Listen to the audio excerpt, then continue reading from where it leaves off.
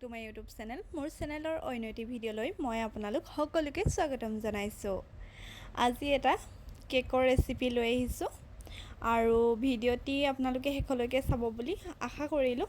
আৰু মই ইয়াত কেনেকৈ কেকটো বনাম, কি দিছোঁ আৰু ইয়াৰ ডিজাইনটো শেষলৈকে দি দিছোঁ। আহকচোন চাওঁ ভিডিঅ'টি। আৰু যদি আপোনালোকৰ ভিডিঅ'টি ভাল লাগে তেন্তে প্লিজ লাইক এটা কৰিব, কমেণ্ট কৰিব আৰু প্লিজ আমাৰ চেনেলটি ছাবস্ক্ৰাইব কৰি দিব। ইয়াতে মই কণী 6টা লৈছোঁ আৰু কণী 6টা মই ধুনীয়াকৈ ফেটি লৈছোঁ। এয়া আমাৰ মোমোই কেক বনোৱা চাই আছে আৰু কণীকেইটা এনেকৈ ফেটি থাকিলে এনেধৰণে ক্ৰীম হৈ যাব আৰু তেতিয়া আপোনালোকে গম পাব আৰু ইয়াৰ পিছত তেতিয়া বাকীখিনি বস্তু এড কৰিব লাগিব। আৰু এইখিনি বনাই হোৱাৰ পিছত মই এই কাপটোৰ জোখেৰে, এইটো এটা মিডিয়াম সাইজৰ কাপ হয় আৰু এইটো জোখেৰে মই 3 কাপ চেনি লৈছোঁ আৰু ইয়াতে কেইটামান ইলাচি দি দিছোঁ আৰু গোন্ধটো ভাল হয়। ভেনিলা এসেন্স দিছোঁ যদিও ইলাচি গোন্ধটো খুব ধুনীয়া লাগে। আৰু চেনিখিনি মই এনেকৈ পিচি ল'লোঁ। এয়া চাওক, চেনিখিনি মিহিকৈ পিচি মই তাত মিলাই ল'ম প্ৰথমতে।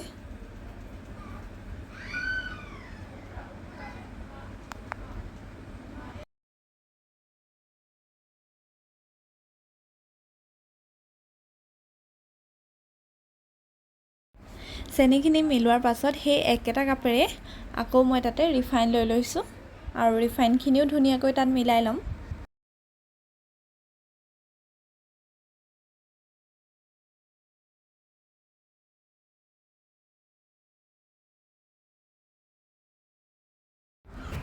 এই সকলোখিনি চেনি, ৰিফাইন, ইলাচি, ভেনিলা এসেন্স সকলো দিয়াৰ পিছত একেবাৰে শেষত ময়দা দিছোঁ আৰু ময়দা সেই একেটা কাপৰ জোখেৰে দিছোঁ আৰু লগতে বেকিং পাউডাৰ অলপ দিছোঁ। আপোনালোকে মন কৰিলে বেকিং সোডাও দিব পাৰে, কিন্তু কম পৰিমাণে।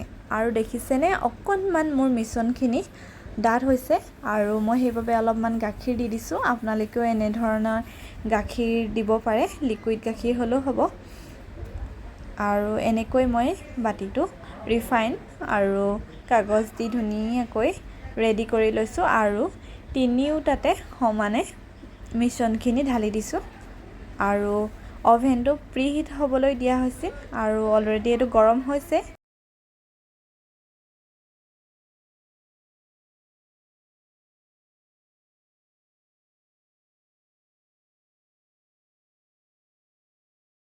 এনেকৈ প্ৰিহিট হোৱাৰ পিছত কেকৰ বাতি 2টা মই অভেনত ভৰাই দিছোঁ, যিহেতু 3টা নধৰিল আৰু টাইমটো মই 30 মিনিটৰ কাৰণে দি দিছোঁ। টেম্পাৰেচাৰটো মই 150, 140 এনেকুৱাতে ৰাখি দিছোঁ।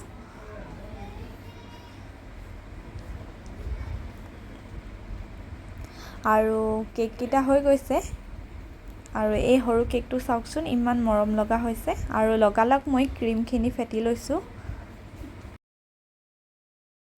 ক্ৰীমখিনি এনেকৈ ফেটি হ'লে ডাঠ হৈ যায়। যতনটো আপোনালোকে উভতাই চাব, যদি লাগি ধৰিছে তেন্তে ক্ৰীমখিনি সম্পূৰ্ণকৈ হৈ গৈছে ফেটি। আৰু বিটাৰটো দাঙি চালেও আপোনালোকে গম পাব। আৰু এনেকৈ এখন কেক বৰ্ড লৈছোঁ, তাতে অলপমান ক্ৰীম দিছোঁ আৰু তাত কেক এপিচ এপিচকৈ দি যাম আৰু কেক পিচ ক্ৰীম লগোৱাৰ আগত অলপমান চুগাৰ চিৰাপ দি লৈছোঁ।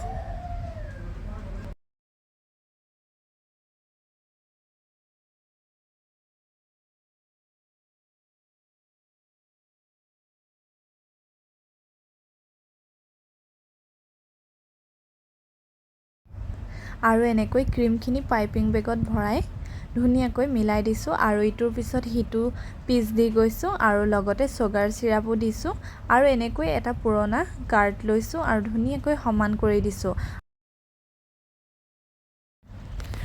কেকটো অলপ টাইম ফ্ৰিজত ৰাখি দিয়াৰ পিছত মই আকৌ উলিয়াই ইয়াত ফুড কালাৰ এড কৰি অলপমান ওপৰত ডিজাইন কৰি দিছোঁ আৰু ফাইনেলি কেকটো বনাই হ'লগৈ।